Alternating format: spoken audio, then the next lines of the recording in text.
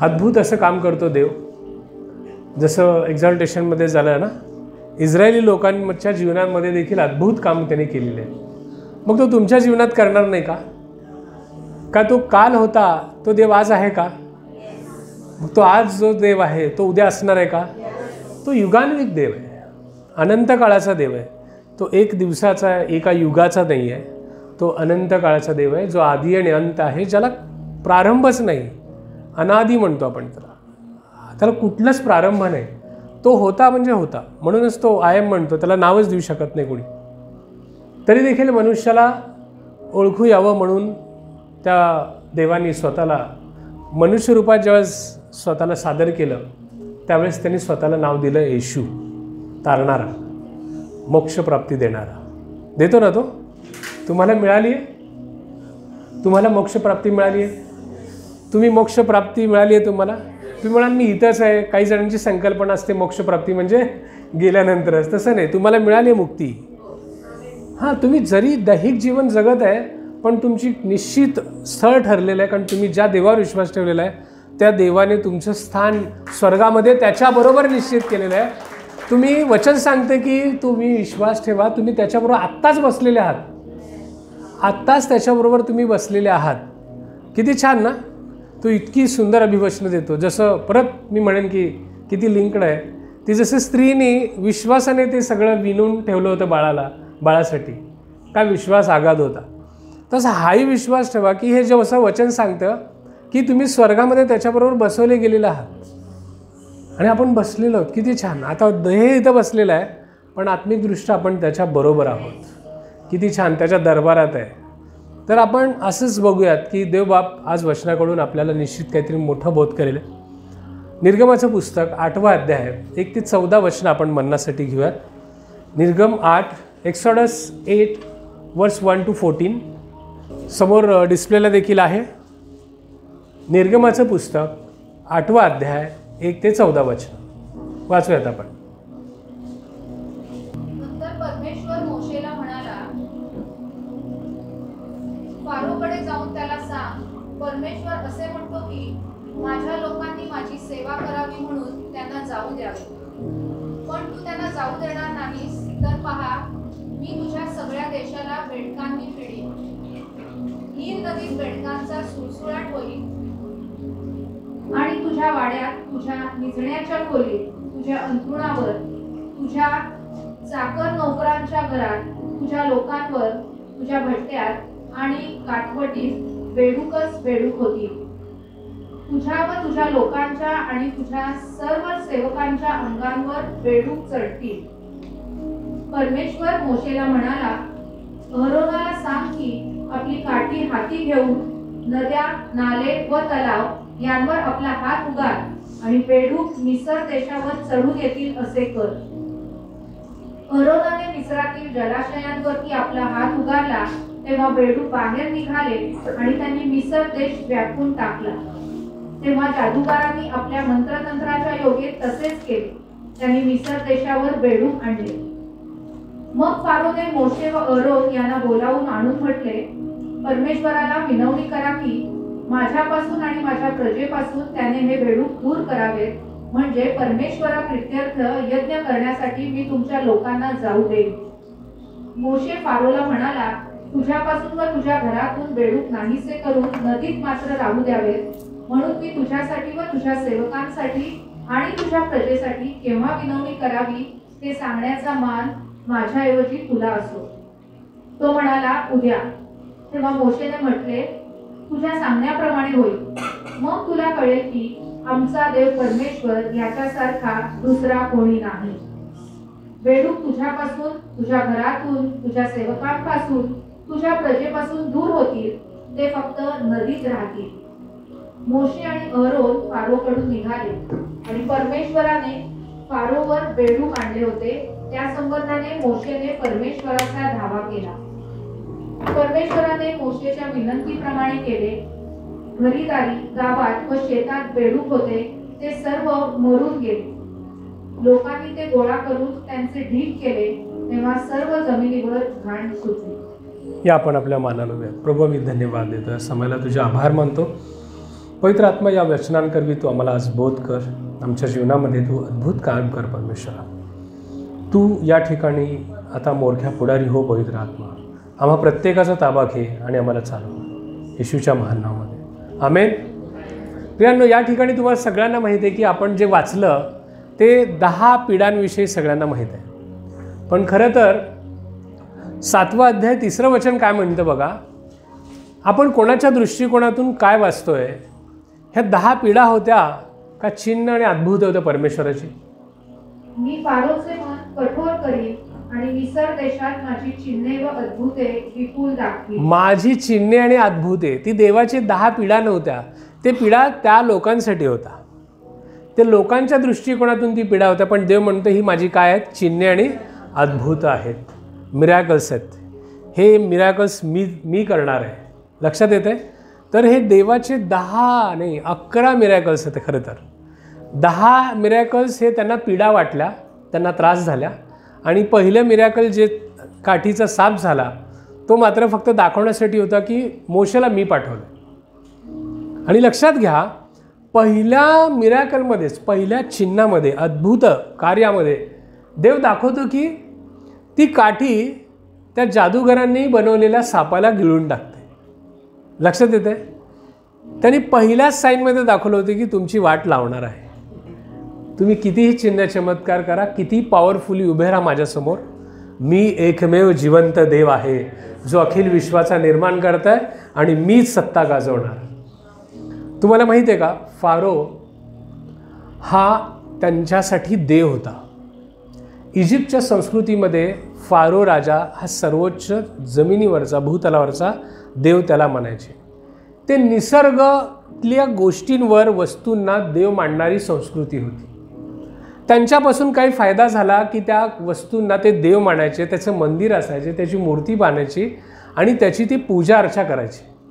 अशा पद्धतीच्या संस्कृतीमध्ये फारो हा उच्च कोटीचा देव होता. त्याचा खरा तर त्याला असं मानलं जायचं की एक जो सगळ्यात या निसर्ग देवतांमध्ये जे सगळ्यात उच्च कोटीचा त्यांचा देव म्हणजे रे किंवा रा म्हणतो आपण, ज्याला सूर्यदेवता. तर त्या सूर्यदेवतेचा पुत्र म्हणून फारोला गणलं जायचं आणि म्हणून फारोची पूजा व्हायची. त्याची आज्ञा म्हणजे नाही का, देवाने आज्ञा दिली. अशा या पद्धतीच्या संस्कृतीमध्ये आपले इस्रायली लोक अडकले होते 400 वर्ष. आणि ते डोळ्यांनी पाहत होते की या सगळ्या गोष्टींची मंदिर आहेत.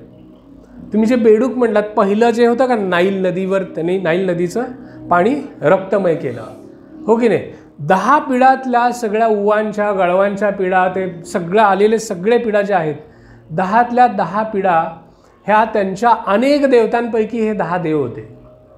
हे 10च नव्हते, अजून देव होते. नंतर ग्रीक संस्कृतीमध्ये तर मी तुम्हाला सांगतो, ज्यावेळेस पौल म्हणतो की नाही का, एवढे मूळचा देवता, ह्याचे देवता एवढे वाढले की शेवटी त्यांनी अननोन गॉड पण तयार केला. देवाला कसं वाटत असेल? म्हणजे बघा, मी एखादी व्यक्ती पुरवठा करते तुम्हाला,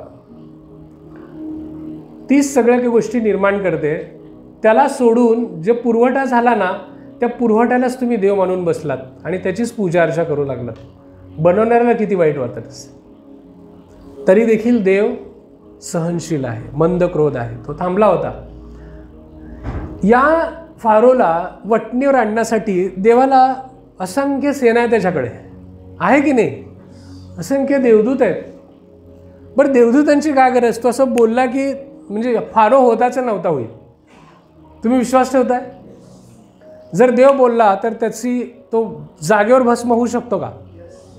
होऊ शकतो. असा देव. अहो, तो जे कधीच अस्तित्वात नव्हतं, ज्याला आपण 12 म्हणतो, जे निर्मिती झाली, काहीच नव्हतं, त्याच्यातून निर्माण करणारा देव आहे.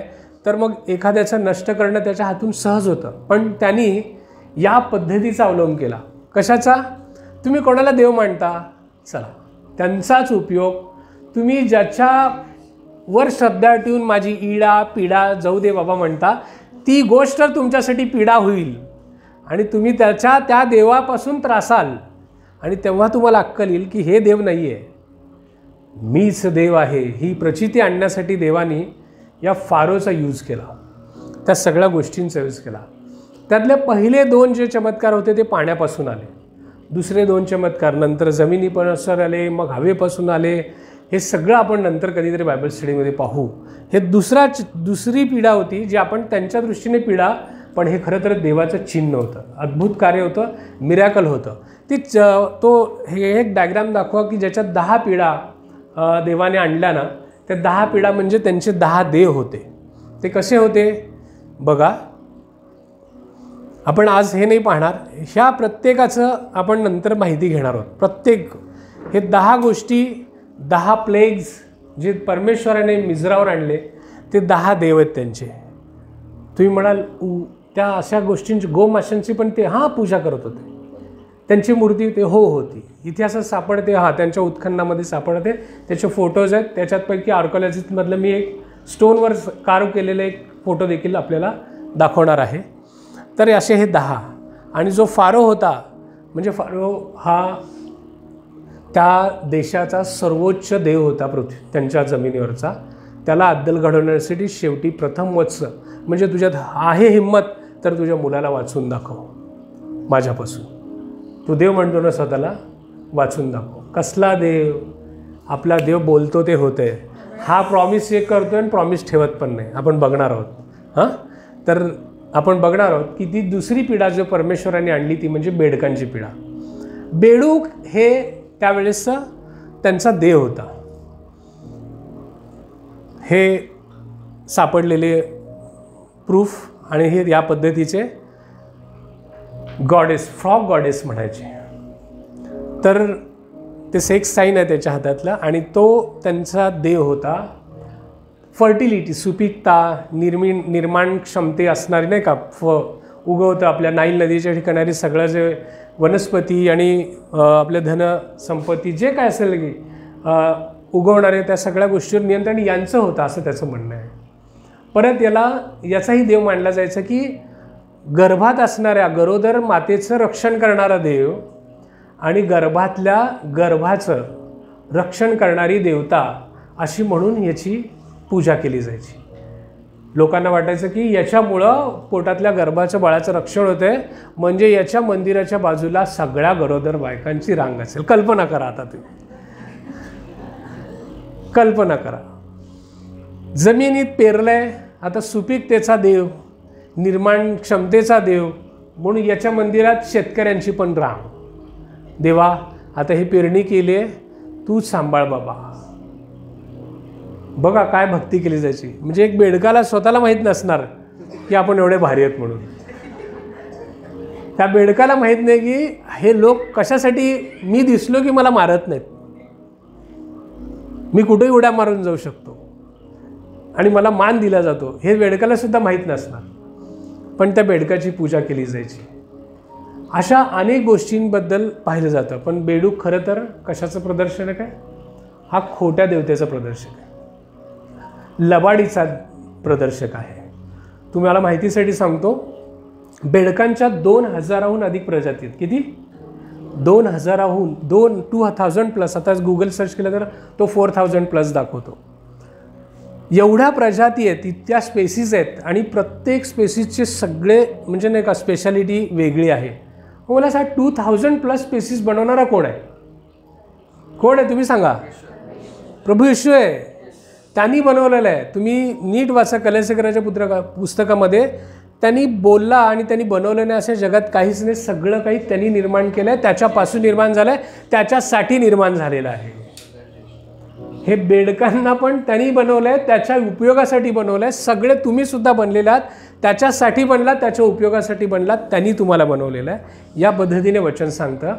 मग 2000हून जास्त स्पेसीज आहेत. त्याच्यामध्ये ॲमेझॉनमध्ये जर आढळतो ना, तो तर त्याचे पाय जर सोडले तर त्याची जी साईज आहे 1 फुटाची आहे. म्हणजे त्याची बॉडीची साईज 1 फुटाची आहे. आणि तितक्या मोठ्या बेडकांपासून या 1 इंचा एवढ्या बेडकापर्यंत प्रजाती आहेत. आणि बेडकांमध्ये काही ठराविक 20 ते 30% प्रजाती हे विषारी आहेत. बरं आहे ते आपल्याकडे नाही आहेत जास्त. एक तर बेडूक असा आहे की त्याच्यामधलं जे विष आहे ते 1,00,000 लोकांना मारण्याची ताकद ठेवतं. 1,00,000 लोकांना. अशा प्रजातीतल्या बेडकं देखील आहेत. काही बेडकं ट्रान्सपरंट आहेत. तुमचा आतला हाड पाहू शकता, हृदय धगधग पाहू शकता, लिव्हर पाहू शकता, त्याची ट्रान्सपरंट बेडकं आहेत. कलरफुल बेडकं, सर्व प्रकारचे कलरमध्ये बेडकं तुम्हाला पाहायला मिळतील. हे बनवणारा देव आहे, लक्षात घ्या. हे बेडकांची सगळ्यात मोठी शक्ती कशात आहे? तो कशाने भक्ष्य पकडतो? जिभेने पकडतो. त्याची सगळ्यात शक्ती ही त्याची जीभ आहे. बेडूक दर आठवड्याला त्याच्यावर येणारी स्किन मागच्या पायांनी काढतो, त्याला नवी स्किन येते आणि हा कार्टून ते स्किनच परत खाऊन टाकतो, काढलेली स्किनच परत खाऊन टाकतो. असा हा बेडूक. तर या बेडकाच्या हाडांच्यावर प्रत्येक वर्षी एक लेअर येतं. त्या लेअरनी पण त्याचं वय तुम्ही सांगू शकता, इतकं त्याची नाही का देवानी निर्मिती करताना असं केलं आहे. 10 ते 15 वर्ष वयोगटात म्हणजे त्यांचं आयुष्यमान असू शकतं बेडकांचं. इतकं हे सगळे बेडकं माणसांनी त्याला देव म्हटलं, लक्षात येते. आणि ज्यावेळेस फारोला सांगण्यात आलं की बाबा माझ्या लोकांना माझ्या सेवेसाठी 3 दिवसाच्या वाटेवर जाऊ दे, फारोनी स्वतःचं मन कठीण केलं. त्या नाईल नदीच्या रक्ताला म्हणजे रक्त केल्यानंतर पाण्याचं तो कठीण केलं, असं तो प्रत्येक वेळी कठीण करत गेला स्वतःचं. 6व्या पिढीपासून मात्र देवानी त्याचं मन कठीण केलं. तो नरमू लागला. ह्या 2ऱ्या पिढीतच तो थोडा लेवलला आला होता की बाबा मध्यस्थी कर, विनवणी कर म्हटलेलं आहे त्यांनी. जो स्वतःला देव मानतो तो काही करू शकला नाही, कारण त्याचे जादूगारांनी सुद्धा काय केलं? तसं सेम मिरॅकल केलं. आजही असे जादूगार भैरव भेटतील तुम्हाला, मिरॅकल करणारे, खरं मिरॅकल करणारे बरं का, आज ह्या जगात आहेत. म्हणून सावधान राहा. मोशेने अरोनाला सांगितली, अरोनाने सर्व नद्यांवर जिथे जिथे पाणी दिसते त्याच्यावर ती काठी उगारली आणि त्याच्यापासून जी बेडकं यायला सुरुवात झाली. किती प्रजातीची आणि किती बेडकं आले असतील याची कल्पना करा. इतकी बेडकं आली, तुम्ही ते 1 ते 14 वाचलं की तुम्ही पाय जरी ठेवला तर एक 5-6 गडप म्हणजे नाही का चिरडले जायचे. ज्याला देव मानलो आपण, कालपर्यंत त्याच्या नैवेद्य घेऊन गेलो, ज्याची पूजा अर्चा केलो, आज त्या देवाला सगळे काय करत आहेत? तुडवत आहेत. त्यांचा घाण वास येतोय, राहावे ना, ती नकोशी वाटू लागले. कसा देव आपला? ज्याला देव मानता तुम्ही, आज तुम्हाला काय वाटत आहे? नकोसं वाटतंय, घाण, अरे बाप रे, एवढं डेंजर असते. आणि त्यांच्या ज्या कृत्या चालू असतील ना, काहीतरी कोण स्किन काढतंय, स्वतःच खातंय, कोण काय करतंय, ते बेडकांच्या इतर उपद्व्याप पाहून त्यांनी वैतागले असतील. अरे पण ह्याला देव मानत होतो. आणि आता परिस्थिती अशी आली की फारोकडे तक्रार, घरात फारोच्या घरामध्ये, बंगल्या, त्याचं नाही का प्रशस्त दरबारामध्ये सगळीकडे बेडकं, भिंतीवर इकडं तिकडं, टेबल ड्रॉवर उघडला तरी बेडूक, कपड्यांचं ड्रॉवर उघडलं तरी बेडूक, बाथरूममध्ये जाता सांगायला नको, जिथं पाहिजे तिथं बेडूकच. काय करायचे? वांदे झाले यांचे. इतका बेडकांचा सुळसुळाट. त्यात हे बंधू जादूगार लोक, खोटे संदेष्टे, आम्ही पण हे करू शकतो, चला आब्रा का डाबरा. तरी पण लगेच बेडकं निर्माण केली. संकटात वाढ झाली, संकट ह्यांना थांबवता आलं नाही, कारण ह्यांच्यात ती लायकीच नव्हती. लक्षात येते? तुम्हाला खोटे संदेष्टे फसवू शकतात, तुमच्या संकटामध्ये समस्येत वाढ करू शकतात, पण संकटाची समस्येचा उकल त्यांच्याकडे कधीच सापडणार नाही. म्हणून सावधान. तुम्ही काय ऐकता, काय बोलता, हे सगळ्या गोष्टी कोणाकडून ऐकता, हे सगळं सावधान राहा, कारण हे शेवटचे दिवस आहे. आपण म्हणतोय ना का, अंत कधी का असू देत, परंतु आता आपण जसं मागील दिवसापासून ऐकत आहे, एक वचनाची शृंखला सुरू आहे. एक्झॉल्टेशनपासून, बायबल स्टडीपासून, जिथे कुठे जाऊ पवित्र आत्मा किती एकसारखा बोलतो. आणि त्याचीच ही प्रचिती येते की आज जगभरामध्ये इस्रायल विरुद्ध सुद्धा सेना जमत असेल तरी हे अजूनही भयानक होणार आहे. परंतु प्रेज गॉड की आपण त्या देवाची सेवा करतो जो जिवंत आहे, आजही जिवंत आहे आणि अनंत काळासाठी तो असणार आहे. त्या इतके वाढले की त्यांना शेवटी फारोने मोशेला सांगितलं की बाबा तू ही पीडा दूर कर. पण सीन कसं झालं असेल ना, मांत्रिकाला त्यांनी बोलवलं असेल, अरे वेडांनो, तुम्हाला चमत्कार करायला दाखवलं, ठीक आहे, तुम्हाला येते चमत्कार करता, आता हे चमत्कार करून दाखवा की ह्यांना घालवून दाखवा. कुठलं जातं? आबराकाडाबरा म्हणून झाले, केस ओढून झाले असतील, डोकं बडवून झाले असतील, बेडकं काय जायला तयार नाहीत. त्यांनी हे कबूल केलं वचनामध्ये की हे देवापासून आहे, आम्ही ह्याला काहीही करू शकत नाही. पहिल्यांदा तिथं सरेंडर. देव प्रत्येकाला गुडघ्यावर यायला लावला त्या मिझरामध्ये, प्रत्येकाला. तुम्ही ज्याला ज्याला देव म्हणता ना, उन सभी को घुटणं पे लाया, सगळे फारोपासून सगळे. आणि मग त्यांना कळालं की आता मोशेला सांगितलं पर्याय नाही. मोशेला बोलवलं, मोशेला सांगितलं की या पिढेपासून आम्हाला आता मुक्तता दे. किती किती हास्यास्पद गोष्ट आहे ना. ज्याला देव मानता तुम्ही, आता त्याला ते तुम्हाला नको आहे, ते तुम्हाला नको आहे. मग तुम्हाला माहीत असायला पाहिजे होतं की ही निर्मिती आहे, ह्यांना बनवणारं किती महान असेल, आणि आपण निर्मितीची पूजा करतो. छे, आज हे तुमच्या मनामध्ये बघा, तुम्ही कशाची देवाच्या जागेवर ठेवून आराधना करताय. सावधान. तुम्ही म्हणाल नाही नाही आम्ही काय बेडकांना काय पूजा करत नाही.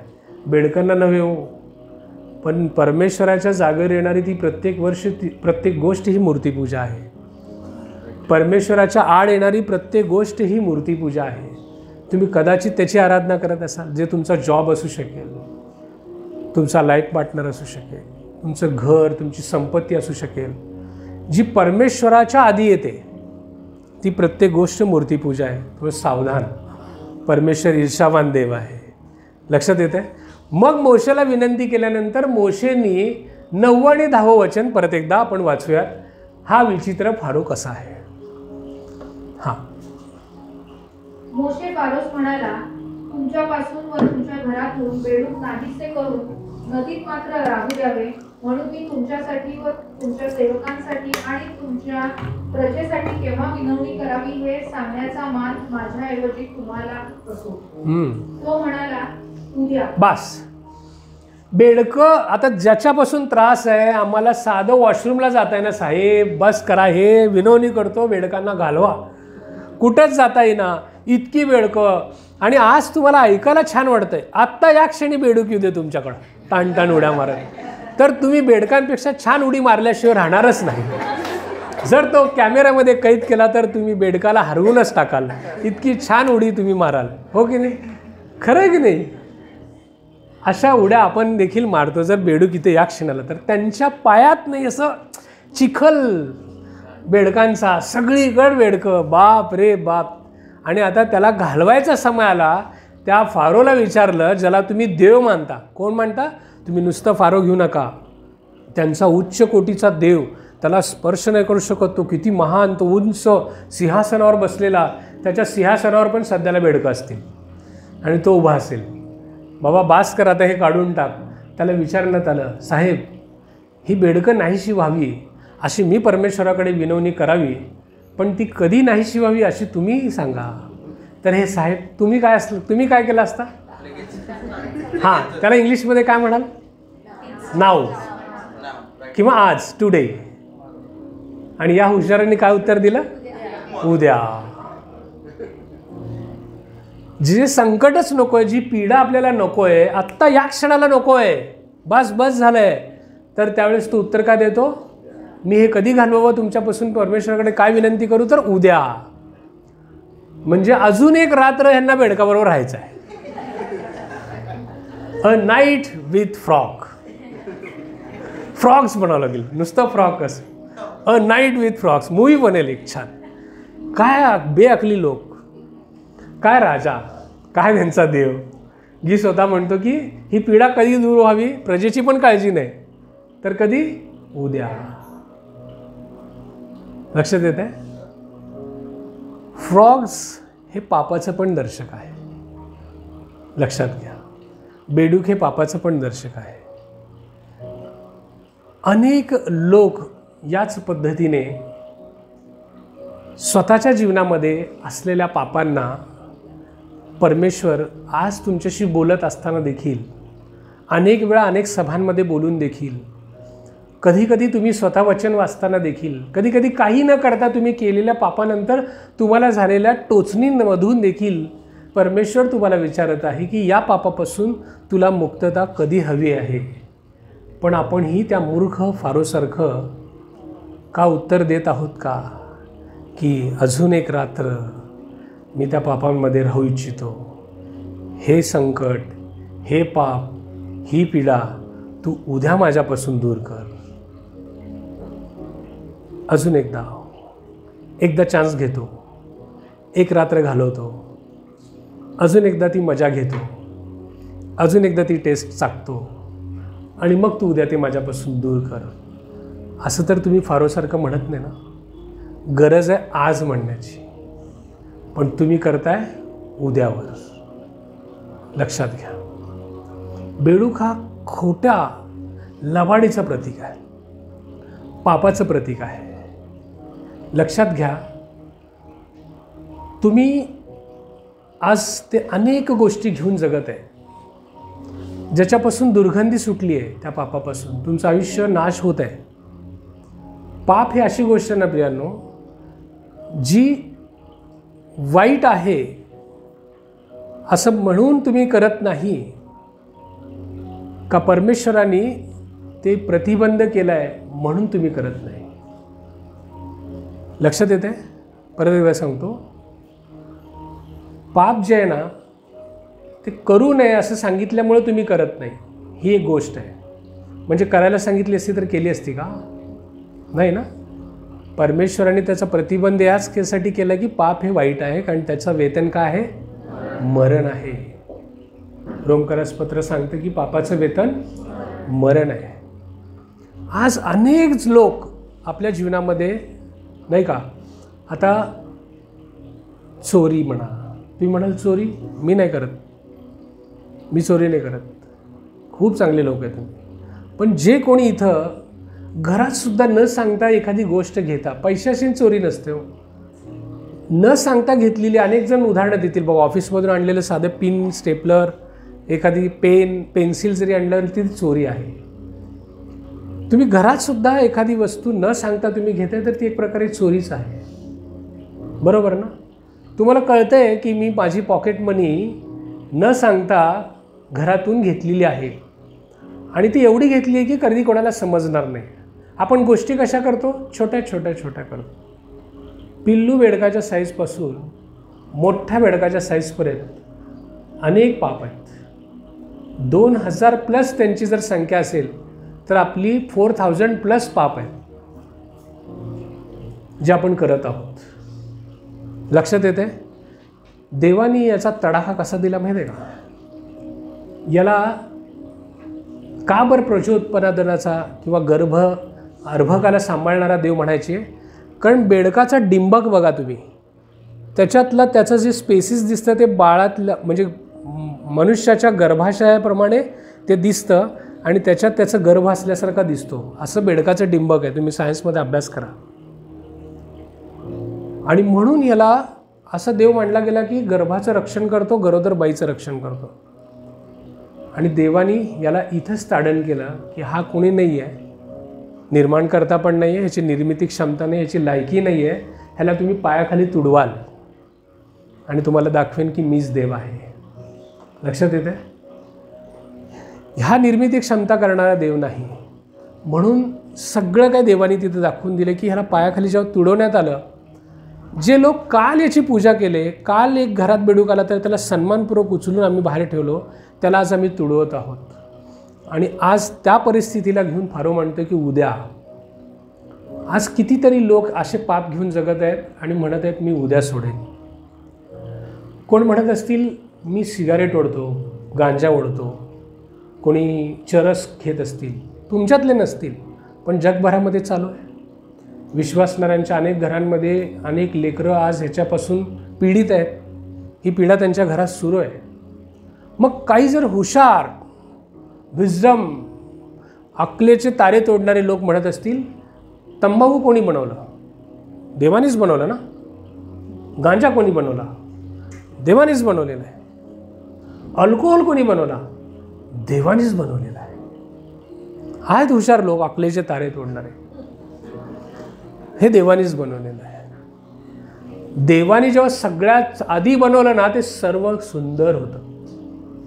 आज जर तुम्हाला म्हणालो की चला आपण दांडेलीच्या जंगलात जाऊ, आपली ट्रीप तिथं करू, आराधना करू, आणि एक दिवशी सकाळी म्हणालो की आपण फलाहार करायचा. काय करायचा?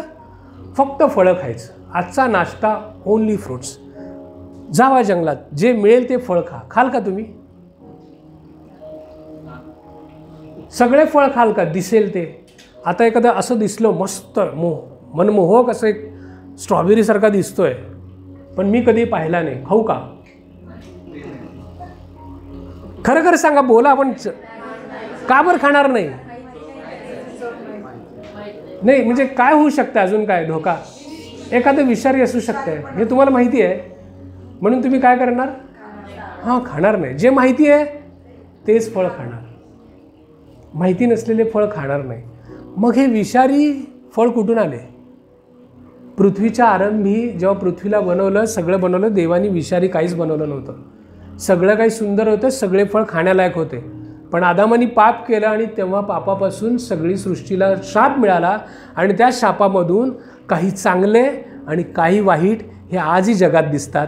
काही चांगली माणसं दिसतात, काही वाईट माणसं दिसतात, काही चांगली फळं दिसतात, काही चांगली वाईट फळं दिसतात, विषारी फळं दिसतात, काही चांगले वनस्पती दिसतात, काही विषारी वनस्पती दिसतात, काही चांगले प्राणी दिसतात, काही भयंकर प्राणी दिसतात. हे सगळं काही त्या पापामुळं निर्माण झालेलं आहे. म्हणून अकलेचे तारे तोडताना म्हणायचं नाही की तंबाखू देवांनी निर्माण केली. त्याच्यातून जे वाईट तयार झाल्या वनस्पती, त्याच्यातून ते मोडतं. वाईट गोष्टी ज्याच्यामध्ये तयार झाल्या त्या कर्समुळं त्याच्यामध्ये ते अल्कोहोल मोडतं. हे सगळं तुम्ही लक्षात ठेवा. आणि आता जसं तुम्ही किती हुशार, हो की नाही, आपण हुशार असल्यासारखं ते फळ नाही खात विषारी असेल म्हणून, तसं हे पण हुशारी इथे दाखवायला पाहिजे ना की हे तंबाखू सेवनास हानिकारक आहे. त्याच्यावर खतरनाक कॅन्सरचे चित्र दिलेलं असतं आहे, पण तरी देखील आपण म्हणतो वन चान्स, आज पितो उद्या सोडतो, आज आज आज. हे लय शहाणा रे, लय पवित्र पवित्र राहायला लागला. घे, कालपर्यंत घेत होता शांतपती, कुठल्या चर्चमध्ये जातो, काय ऐकतो तू, असं म्हणणारे लोक आहेत. आज घे उद्या सोड, आज माझा बड्डे, आज पार्टी बॉस, आज अल्कोहोल घेऊ. हे नाही नाही नाही, मला वचन प्राप्त झालं, काही गोष्टी वाईट आहेत, काही गोष्टी चांगल्या आहेत. आपण निवड कशाची केली पाहिजे? चांगल्याची. नाही नाही, पण आज घे ना तू, उद्यापासून सोड, का वाईट आहे? फारोसारखी चॉईस. कधी मुक्ती पाहिजे तुम्हाला? आज नको, उद्या. आजची एक घाणेरडी रात्र घालवतो की याच्याबरोबर पापामध्ये. तुम्हाला माहिती आहे का, सिगारेट पिणारा पण त्रासदायक करून घेतो स्वतःला. फुफ्फुसांचा कॅन्सर होऊ शकतो, फुफ्फुसावर परिणाम होतो. आणि सगळ्यात डेंजर परिणाम होतो फुकट ना पिणारे धूर खाऊन खाऊन. आपण पित पण नाही, पण त्या धुराने त्याच्यापेक्षा जास्त डायरेक्ट लंग्समध्ये आपण घालतो. तो घेऊन सोडतो तरी, पण डायरेक्ट आपण घेणारे त्रासदायक ठरतो. डेंड्रॉइड्स म्हणतात मेंदूचे पेशी, असं सायन्सने सिद्ध केल्यासारखं, म्हणजे तुम्ही वाचल्यावर कळेल. अल्कोहोलचं मात्रा किती पण घ्या, आता मी ते सगळं सांगत नाही, छोटीशी मात्रासुद्धा अल्कोहोलची घेतलं तर 10,000 डेंड्रॉइड्स परमनंटली डॅमेज होतात. किती? 10,000. त्याची संख्या लाखोमध्ये सर, करोडोमध्ये, अब्जावधीमध्ये असू दे की. 10,000 करोडोच्या समोर काहीच नाही आहे, पण परमनंटली डॅमेज होतात. मग आता किती लोक दारू पिणार आहेत त्यांची संख्या मोजा. ते लोक रोज थोडी जरी घेतले तर त्यांच्या मेंदूतल्या मज्जापेशीतले ते पेशी 10,000 डेंड्रॉइड्स परमनंटली डॅमेज झाले. कुठे चाललेत ते? नाशाकडे. पण कोण कोण सफर होत आहे? तो पिणाऱ्या माणसाचे 10,000 डेंड्रॉइड्स त्या क्षणी मरून जातात परमनंटली, जे पुनरुत्पादन होत नाही त्याचं, अशा स्वरूपात डॅमेज होतात. आणि त्या व्यक्ती जर रोज घेत राहिला तर तो स्वतः मरत आहे, पण ती व्यक्ती, आजकाल बायकासुद्धा घेतात, म्हणून ती व्यक्ती, ती बाई, आई, बहीण, त्या घराची कोण करती असेल तर ती स्वतःला तर मारतच आहे, परंतु तिला जी जबाबदारी आई किंवा बाप म्हणून दिलेली आहे, ती व्यक्ती त्या घराची जबाबदारीसुद्धा मारत आहे. न कळत आज कितीतरी असे लोक आहेत की अल्कोहोलनी मेले. माझा एक मित्र आहे जो स्मोकर होता, चेन स्मोकर, त्याला आम्ही सांगितलं, भाऊ तू सोड हे, तू मरशील याच्याने. तो त्याचं वाक्य होतं, मी मरेन पण सोडणार नाही. तसंच झालं, तो मेला प्रियांनो. अल्कोहोलसुद्धा घेत होता. सेम आम्ही सांगितलं होतं, 10,000 डेंड्रॉइड्स तर प्रत्येक दिवशी तुझे मरणार असतील मेंदूचे तर तुझं मरण निश्चित आहे भाऊ. पण लक्षात घ्या, तो मेला, पण त्याच्या 2 लहान मुलींचं काय, त्या अशिक्षित त्या बाईचं काय, ज्या त्या मातेनी आपला पती म्हणून करार म्हणून त्याला स्वीकारला लोकांसमोर आणि भरोसा ठेवला की हा खूप उच्च शिक्षित आहे, माझा सांभाळ करेल, माझ्या मुलांचं सांभाळ करेल, पण अर्धवट त्याने आयुष्य सोडून गेला. याच्यात देव दोषी नाही. जीवनाची दोरी त्यांनी स्वतःहून कमी केली. तो गेला, उघड्यावर संसार आला, भीक मागायची वेळ त्यांच्यावर आली. याला जबाबदार अनेक लोक आहेत प्रियांनो. ते हे लोक आहेत जे म्हणतात की पापापासून मला कधी मुक्ती पाहिजे, उद्या. उद्या कधीच येत नसतो प्रियांनो. टुमॉरो नेव्हर डाईज, कधीच येत नाही. ती गोष्ट होतच राहते. व्यभिचारात अडकलेले लोक आहेत, जार कर्म करणारे लोक आहेत. टोचणी मिळते चर्चमध्ये, चांगल्या लोकांमध्ये, किंवा नाही जरी असेल, तुम्ही चांगले असाल तरी टोचणी मिळते. पण ती टोचणी मिळून देखील क्विक ॲक्शनची गरज आहे. जसं तुम्ही म्हटलात ना, ते बेडकं जर तुमच्या घरात असले तर तुमचं वाक्य काय असलं असतं, नाव, टुडे, आत्ता या क्षणाला मला याच्यापासून मुक्ती पाहिजे. पण लोक, कारण पाप असंच आहे प्रियांनो, पाप असं आहे की ते हळूवारपणे प्रवेश करतं, तुम्हाला हळूहळू मारतं, तुम्हाला कळत नाही, पण तुम्ही परमनंट नाशाकडे जाता. परमनंट नाशाकडे तुम्ही हळूहळू त्या जार कर्मामध्ये, व्यभिचारामध्ये, त्या बाईबरोबरचा, त्या पुरुषाबरोबरचा संबंध आवडू लागतो. तुम्हाला आज सोडा अशी टोचणी जरी मिळाली तर तुम्ही त्या फारोसारखं मूर्खपणा करता. अजूनही कोणाला कळालेलं नाही आहे, अजूनही मला रिस्क लेवल एवढी हाय नाही आहे असं तुम्हाला वाटत असतं की अजून कोणाला कळालेलं नाही आहे, अजून नाही, मी अजून एकदा चान्स घेतो, अजून एक रात्र करत तुम्ही नाशाकडे चाललेला आहात. जर परमेश्वरांनी असा चटका दिला असताना तर तुम्ही ती चूक सोडता. समजा उकळत्या पाण्यातच बेडकला टाकलं तर, त्या पापाला टाकलं तर भाड करून उडी मारेल किंवा मरेल. तुम्हाला पहिल्याच चुकीला सगळ्यात समोर पकडलं गेलं तर तुम्ही त्या गोष्टीत आयुष्यात कधी करणार नाही, कारण ते पोळलं ना तुम्हाला.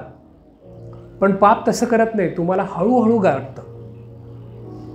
त्या सर्पासारखा हळूहळू तो तुमच्या भोवती वेटळ घालतो. आणि असा वेटळ घालतो ना, नंतर तुमची सुटका होत नाही. शेवट मरण आहे, लिहून घ्या.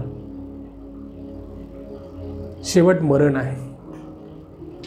आज देखील देव बोलत आहे की समजा आज इथं कोणी असेल, तुमच्या संबंधात कोणी असेल, ओळखीमध्ये कोणी असेल की या पापांमध्ये अडकलेलं आहे, त्यांना तुम्ही आज जाऊन सांगण्याची गरज आहे की बाहेर निघा. आणि तेही आज म्हणलेला दिवस आहे ना, तोपर्यंत तारण साधून घ्या. उद्या येत नाही. उद्याचं उद्याला आहे, आजचं आज आहे. लक्षात घ्या. खोटं बोलणारे लोक आहेत. आईवडिलांशी खोटं बोलतात, घरांमध्ये शिक्षकांशी खोटं बोलतात, घरामध्ये इतरांशी खोटं बोलतात, मित्रांशी खोटं बोलतात. लबाडीचा आत्मा आहे तो. आणि हा बेडूक हा लबाडीचा आत्मा आहे. त्या लबाडीमध्ये, खोटं बोलण्यामध्ये तुम्हाला खूप समाधान मिळतं, कारण तुम्हाला प्लीजर, नाही का. खूप सुंदर सांगितलं आहे इब्रिकरस पुस्तकामध्ये, नाही का. क्षणिक सुखासाठी मोसेने काय केलं, ते त्यागलं. आणि आनंद, थोडा अजून दुःख मिळालं तरी चालेल, पण मी चांगलं ते निवडणार, असं तो म्हणाला. प्रत्येक पापाला हे काही सीझन असतं. तुम्ही आज देखील म्हणत असाल ना, मी उद्या करेन, तुम्ही लक्षात घ्या, हे लिहून घ्या, म्हणजे मनात बिंबवा, डोक्यात हे ठासून ठेवा. तुम्ही खोटं बोलत असाल, तुम्ही स्मोकर असाल, तुम्ही अल्कोहोलिक असाल, तुम्ही व्यभिचार करत असाल, तुम्ही जारकर्मी असाल, तुम्ही बॅकबायटर असाल, तुम्ही समोर खूप चांगलं बोलता, ते पण पाप आहे. मागे बोलत असाल, तुम्ही काही करत नाही परंतु दुसऱ्यांना पाप करत असताना मदत करता, हे देखील एक मोठं पाप आहे.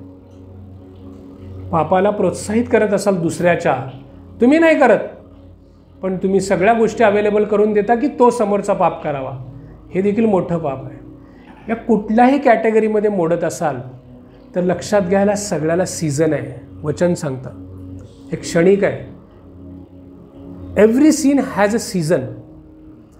त्याची वेळ संपणार आहे आणि तुमची वेळ येणार आहे, आणि ते शेवट असणार आहे. लक्षात घ्या. आज देव बोलत आहे तुम्हाला, जर तुम्ही खोटे बोलणारे असाल ना तर सुधरा. उद्यापासून नाही, आत्तापासून सुधरा, की याच्या पुढे नाही खोटं बोलणार. जी आहे ती सिच्युएशन सांगणार. परवाचीच गोष्ट सांगतो. मी एका हॉटेलमध्ये बसलो होतो. माझ्या मित्रांनी फोन केला, कुठे आहेस तू? आणि बरं आहे, मी हे शिकवत असतो आणि ते पाळायला मला आवडतं म्हणून बरं आहे, ते देवाला गौरव. म्हणजे मी म्हटलं या हॉटेलमध्ये. हां, मी बाहेरच उभारलो. जर मी खोटं बोललो असतो तर? मी सहज म्हटलो असतो त्याला मला आता भेटायचंच नाही आहे. तो कारजवळ उभारून फोन करतोय, मला माहीत नाही आहे, मी आत आहे. खोटं बोललो असतो तर किती त्याला वाईट वाटलं असतं आणि माझी कॅरेक्टर काय त्याच्यासमोर राहिलं असतं. म्हणून लक्षात घ्या, जे बोलता ते सत्य बोला ना. म्हणजे विसरून जाऊ शकता तुम्ही. खोटं बोललं तर लक्षात ठेवावं लागतं.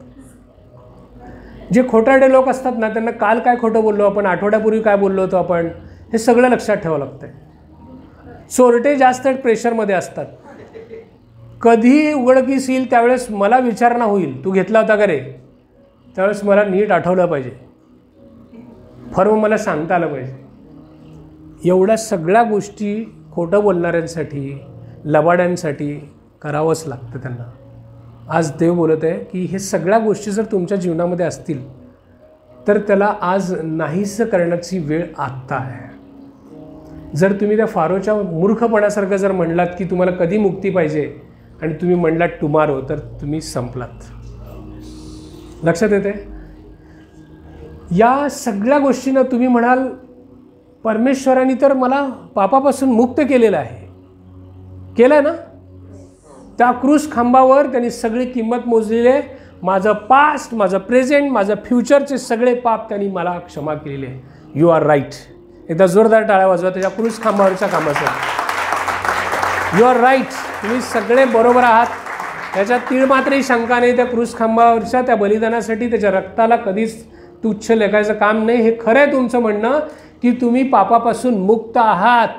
आता पाप तुमच्यावर सत्ता चालू शकत नाही. रोम 6:14 म्हणतं पापाची आता तुमच्यावर सत्ता चालणार नाही. त्या क्रूस खांबावर तुम्ही त्याच्या बरोबर खेळले गेलात. तुमचा जुना माणूस आहे ना, त्या क्रूस खांबावर पण त्या ख्रिस्ताबरोबर खेळला गेला. मेलात तुम्ही जुन्या जीवनाला. तुम्ही त्याच्याबरोबर गाडले गेलात. मेलात तुम्ही जुन्या जीवनाला. तो जेव्हा तिसऱ्या दिवशी पुनरुत्थित झाला ना, तुम्ही पण त्याच्याबरोबर नव्या जीवनामध्ये पुनरुत्थित झालेला. आता तुम्ही नवीन जीवन जगत आहात. मग पुन्हा हे फसवे लोक तुम्हाला हाक मारत आहेत. एखादं जुनं गाणं लागतं, ला ला ला ला ला, आणि मग आपल्याला जुनं कोणीतरी आठवतं.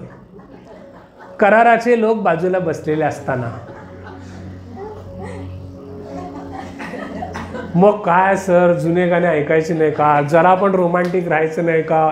असंच का? सप्पक जीवन. लोक म्हणतात ख्रिस्ती लोक जीवन सप्पक आहे. नाही, रंगीबिरंगे चांगलं आहे, पण तुम्हाला कळत नाही की ते कसं जगायचं आहे. स्वातंत्र्य आहे, स्वैराचार नाही आहे. कोण सांगितलं तुम्हाला जुने गाणे ऐकू नका? पण जुन्या गाण्याबरोबर त्या जुन्या व्यक्तीला आठवू नका ना, ज्याच्यामुळे तुमचे वांदे होतील. काहीतरी घडलेलं असतं प्रत्येकाच्या पास्टमध्ये. हरकत नाही. आलं जुनं गाणं, तुमच्या हातात आहे का? जगात राहायचं आपल्याला. कोणाचा साखरपुडा, कोणाचं लग्न, कुठल्या तरी गाडीत प्रवासाला बसलो, सगळे काय आपल्याच चॉईसचे गाणे लावू शकत नाही आपण. अमृता नेहमी मला म्हणत असते, लावा देवाचे गाणे, लावा देवाचे गाणे. म्हणलं आपण सगळ्याला कसं सांगू शकतो? 10 प्रकारचे लोक गाडीत आहेत, त्यांना आपण आपलेच गाणे ऐका म्हणल्यावर कसं चालेल? आपल्यात एवढी ताकद दिली आहे देवाने की ते जुने गाणे लावू दे, नाहीतर मोहम्मद रफी, नाहीतर मुकेशचे गाणे लावू दे. मला त्याचा काय फरक पडणार नाही. मी फक्त त्या गाण्याचा आनंद घेईन. पण गाण्याबरोबर आधी काय घडलं असेल तर त्या गोष्टीचं मी आठवण करणार नाही. कारण माझ्या जुन्या गोष्टी त्या क्रूस खांबावर माझा जुना माणूस मेलेला आहे. मी आता कराराच्या व्यक्तीबरोबर बसलेला आहे. माझं नवं जीवन आहे. मला काहीही फरक पडणार नाही. एकेकाळी मी अल्कोहोलिक होतो, एकेकाळी मी ड्रगिस्ट होतो, एकेकाळी मी स्मोकर होतो. हां, ठीक आहे ना. तो व्यक्ती भेटला परत एकदा, ए जुना आहे दोस्त, यार यारा तेरी यारी को, सुरू झालं लगेच. किंवा तेरे जैसा यार कहाँ, ये दोस्ती, हे सुरू झालं. हम नहीं छोडेंगे. हां, ठीक आहे ना. पण तो अल्कोहोलिक आहे. जसं जुनं गाणं ऐकल्यावर जुनं आठवायचं नाही, तसं जुना मित्र भेटल्यावर जुन्या गोष्टी आठवायच्या नाहीत. भाऊ, मी तिथंच मेलो. मी ख्रिस्तामध्ये तिथंच मेलो, आता मी नवा आहे. नवं बोल. मी तुला नवीन सांगू का काही गोष्टी? याच्याहून जास्त रुची असणाऱ्या गोष्टी ख्रिस्ताने बनवलेल्या आहेत. सांगू का जीवनातल्या? चल ट्रिपला जाऊ, छान छान निसर्ग बघू, चल अनेक गोष्टी चांगल्या बनवलेल्या आहेत. जे चांगलं ते आहे ना ते त्याला खाऊ घालू, चांगले फळ आहेत ते खाऊ घालू, चांगल्या वनस्पतींची ओळख करून देऊ. इकडं बिड्या काड्या चरस गांजा नाही का, ज्या खराब गोष्टी आहेत ते त्यांना ओळखीचे आहेत. आपण ख्रिस्तामधल्या चांगल्या चांगल्या गोष्टी त्यांना देऊयात. गरज आहे प्रियांनो, गरज आहे. लक्षात येते? आज ह्याचीच गरज आहे. त्या क्रूस खांबावर सगळं काही मेल झालं आपण म्हणतो, मग आपण झालं की सर मग मी आजपासून सोडतो, उद्यापासून काही करत नाही. पण तरी मला एक 4 दिवसानंतर माझा ब्लेम झाला की ती चोरी तुम्ही केला होता. Proven, this is CCTV footage. हा ड्रॉवरमधली गोष्ट तुम्ही घरी घेऊन गेला. कालच कन्फ्युज केलो चर्चमध्ये, याच्या पुढं मी करणार नाही. एका बाईबरोबर चाललेलं होतं, कन्फ्युज केलं, पण महिनाभराने उघडकीस आलं. फेसबुकचं काही डाटा डिलीट करायचा राहिला होता, इन्स्टाचे काही फोटो उडवायचे राहिले होते, व्हॉट्सअपचा चॅट पासवर्ड उघडा झाला आणि मी पण उघडा झालो. हसण्यासारखी गोष्ट आहे, पण ज्याच्यावर गुदरते तो फक्त मरणाला पाहत असतो समोर. कळते का काय बोलायला? तो मरणाला पाहत असतो. मेलेलं बरं शर्मेपेक्षा. तुम्ही म्हणाल मग मी क्रूस खांबावरचं ऐकलं होतं सर, सगळं गेलं, हे काय? हेच तर कळत नाही लोकांना. तुमच्या पापांची क्षमा कायमची झालेली आहे, फ्युचरमधली पण झालेली आहे. पण गलतीकरास पत्र 6:7 म्हणतं, फसू नका प्रियांनो, देवाचा उपवास व्हावायचा नाही. तुम्ही जे पेरलात ना त्याची कापणी तर तुम्हाला करावंच लागेल. काल मी माझं पाप पेरलेलं आहे आणि रोज गुडघ्यारून प्रेयर करतो, त्याचं पीक येऊ देऊ नको देवा, मला त्याचं पीक येऊ देऊ नको. कसं चालेल? ते उगवणारच आहे बेटा, ते तुम्हाला तुमची कापणी करावीच लागेल. लक्षात येते? म्हणून उद्या म्हणू नका, आज सोडा. 4 दिवसांनी CCTV फुटेजमध्ये दिसा चोर आहे म्हणून लज्जित व्हा, क्षमा मागा आणि प्रूव्ह करून दाखवा पुढच्या जीवनामध्ये की मी पुन्हा कधीच चोरी नाही करणार, मी पुन्हा कधी व्यभिचार नाही करणार, मी पुन्हा कधी खोटं बोलणार नाही, पुन्हा त्या क्रूसावरचं रक्त सारखं सारखं तुडवणार नाही माझ्या पापामुळं. दिलं ना तुमच्यासाठी ते रक्त, पुन्हा करून ते पायाखाली तुडवता का? भोगायचं आहे. पापापासून 100% वचन खरं आहे, पापाची सत्ता तुमच्यावर चालणार नाही. पण गलती 6:7 पण लक्षात ठेवा. नीतिसूत्र 11:31 लक्षात ठेवा की दुर्जनांना जर त्यांचं प्रतिफळ याच भूमीवर फेडायचं आहे तर तुमचं तर किती पद्धतीने चांगल्या पद्धतीने देव फेडून घेईल. मग बोलाल खोटं? बोला, रिपेंट करा, माझ्याकडून आज चूक होणार नाही. पण भोगायचं तर नक्की आहे, भोगायचं नक्की आहे, कारण तुम्ही ते पेरलेलं आहे. तुम्ही ते पीक येऊ नये म्हणून प्रार्थना कराल तर देव ऐकणार नाही. असं कसं? तुम्ही पेरलं आहे, त्यांनी निसर्ग चक्रामध्ये स्वतःचा नियम घालून दिला आहे की जे पेरेल ते उगवेल. तुम्ही आंबा पेराल तर आंबाच येणार, काटा पेरला तर काटाच येणार. पण आज देव तुमच्याशी बोलत आहे. इब्री 4:7 म्हणतं, आज म्हणलेला दिवस आहे ना तोपर्यंत सुधरा. आज वाचूया 4:7, शेवटचा भाग वाचा डायरेक्ट.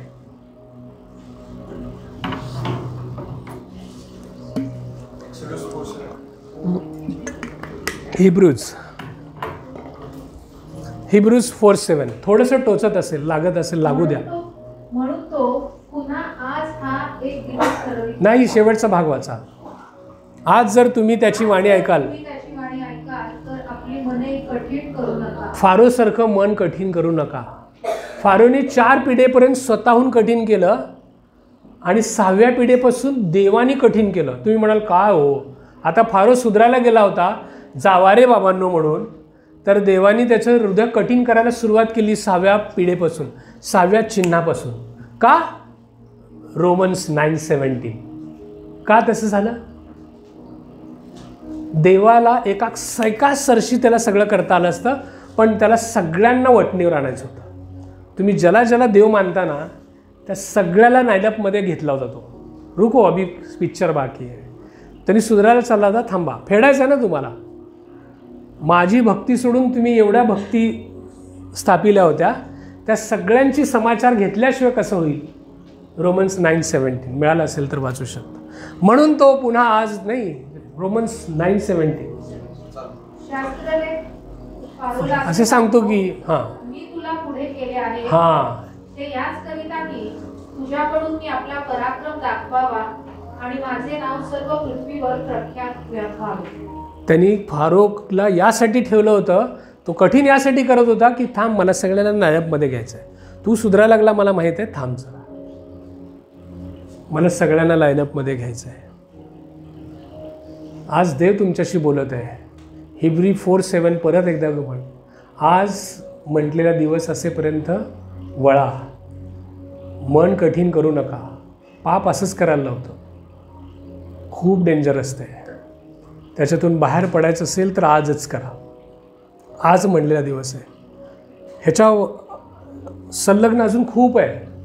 प्रकटीकरणाच्या पुस्तकामध्ये 16व्या अध्यायात 13-14 याच बेडकांमध्ये जो शैतानाचा पहिला स्वापद, ज्याला 10 शिंग आहेत, अनेक तोंड आहेत, तिसरा खोटा संदेष्टा श्वापद जो भूमीपतून निघतो, या तिन्ही याच्यातून बेडकं, खोटं बोलणारे दृष्टात्मे बेडकासारखी बाहेर येतात आणि ती जाऊन जगातल्या सगळ्या राजांना ठकवतात. खोटं बोलून परमेश्वराविरुद्ध आर्मगदनचं युद्धासाठी तयार करतात की परमेश्वराविरुद्ध तुम्ही तयार व्हा. हे खोटे बोलणारे आत्मा आहे बेडक. आज देव याच्या करवी बोलत आहे. लबाड आहे. बघा तुम्ही रिव्हेलेशन 16:30 नंतर बेडकासारखे असलेले 3 अशुद्ध आत्मे, कारण हे खूप गहन आहे, तुम्हाला परत सांगतो. अजगराच्या तोंडातून म्हणजे तो शैतान, श्वापदाच्या तोंडातून तो शैतानाचा हस्तक पहिला जो पाण्यातून येतो, आणि खोटा संदेश जो जमिनीतून येतो अजून एक प्राणी, अशा तिघांचं त्रैक्य देवाविरुद्ध हे 3 शैतानी श्वापद उभे आहेत आणि उभे राहणार आहेत. आणि यांच्या तोंडातून काय निघताना पाहिलं, बेडकासारखे असलेले 3 अशुद्ध आत्मे. 14 वचन काय सांगते, ते चिन्ह दाखवणारे भूतांचे आत्मे होते, चमत्कार करणारे. सावधान व्हा, तुम्हाला वंडर्स मिरॅकल्स दाखवणारे लोक उपलब्ध राहतील जगामध्ये, पण तुमचे डोळे वचना करून उघडे ठेवा की हे चिन्ह चमत्कार जे मी प्राप्त करत आहे हे देवा तुझ्यापासून आहे का या बेडकापासून आहे. हे बेडूक म्हणजे चिन्ह दाखवणारे भूते आहेत, आत्मे आहेत. आणि तुम्हाला माहीत आहे की प्रत्येक आत्म्याला शरीर हे लागतंच.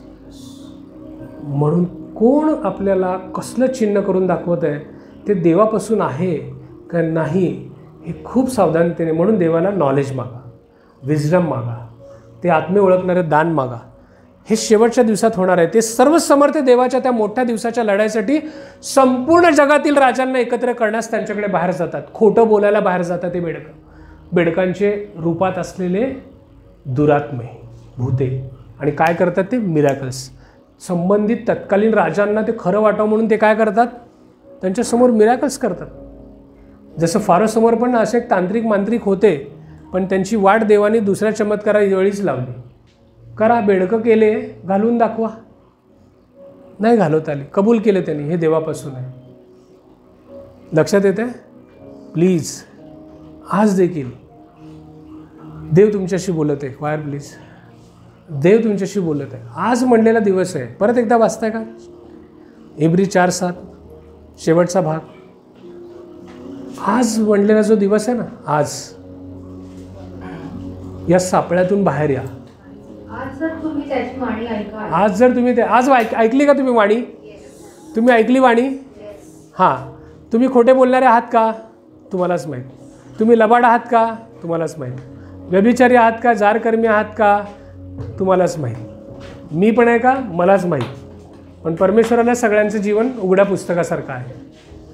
तुम्ही बॅकबायटर आहात का, काडी लावणारे आहात का, चुगलखोर, चहाडीखोर, तुम्हाला माहीत आहे, परफेक्ट माहीत आहे. खोटं बोलण्याची जर सवय असेल तर तुम्हाला आणि देवाला माहीत आहे तुम्ही कोणाला आणि किती वेळा कधी कधी खोटं बोलला. देव म्हणत आहे आज जर तुम्ही त्याची वाणी ऐकाल तर सुधरा. उद्यासारखं म्हणू नका, फारोसारखं, बेअकली फारोसारखं म्हणू नका की कधी उद्या. तुम्ही अल्कोहोलिक असाल तर अजून एकदा अल्कोहोल घेतलात पुन्हा 10,000 डेंड्राइड्स तुमचे मरणार आहेत परमनंटली आणि तुम्ही स्वतःच्या बरोबर तुमच्या परिवाराचं नुकसान करून घेणार आहात.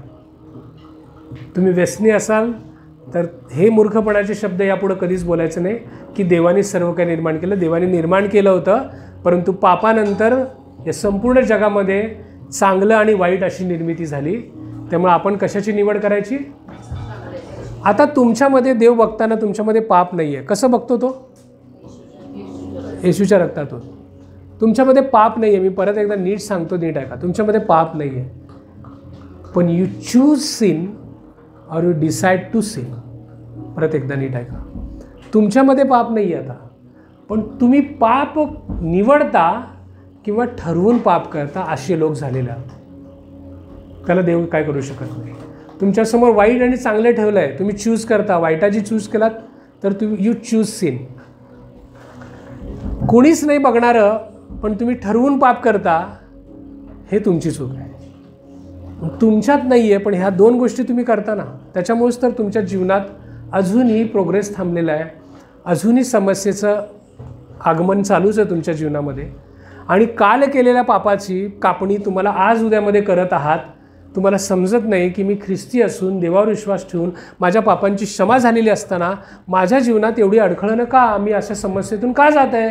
तर त्याच्याबद्दल देव जबाबदार नाही, त्याच्याबद्दल तुम्ही स्वतः जबाबदार आहात, कारण तुम्ही जे पेरलेलं आहात त्याची फक्त आणि फक्त कापणी करत आहात. पण आज देव इतका क्षमाशील देव आहे, त्याच्या मनात जर आलं ना की तुम्ही केलेल्या पापांची हा जर खऱ्या अंतकरणाने पश्चाताप करत आहे, तर जे पीक घेऊन त्याला त्रास होणार आहे त्या त्रासापासून वाचवण्याची ताकद त्याच्यामध्ये आहे. ती सहनशीलता, त्याचं कृपादान देण्याची ताकद त्याच्यामध्ये आहे. आज तुम्ही खऱ्या अंतकरणाने कोणाला पाहू नका प्लीज. आज जर देव तुम्हाला ह्या वचनाकडून बोललेलं आहे तर मन कठीण करू नका. शेजारी मला बघत आहे का मी रडताना, मग त्याला काय वाटेल का मी काय केलं आहे का म्हणून. कोण आहे तो शेजारी? माझं जीवन आणि माझा प्रभू, आणि त्यालाच माझं जीवन माहीत आहे. त्यामुळं अश्रू आणायला, रडायला, पश्चाताप करायला वेळ घेऊ नका. जर तुम्ही वेळ घेणार असाल तर तुम्ही मन कठीण करत आहात फारोसारखं. आणि फारोसारखं मन कठीण करून जर तुम्ही म्हणलात की मी आता नाही करत, घरी जाऊन करतो, उद्या करतो, तर तुमची वेळ गेली.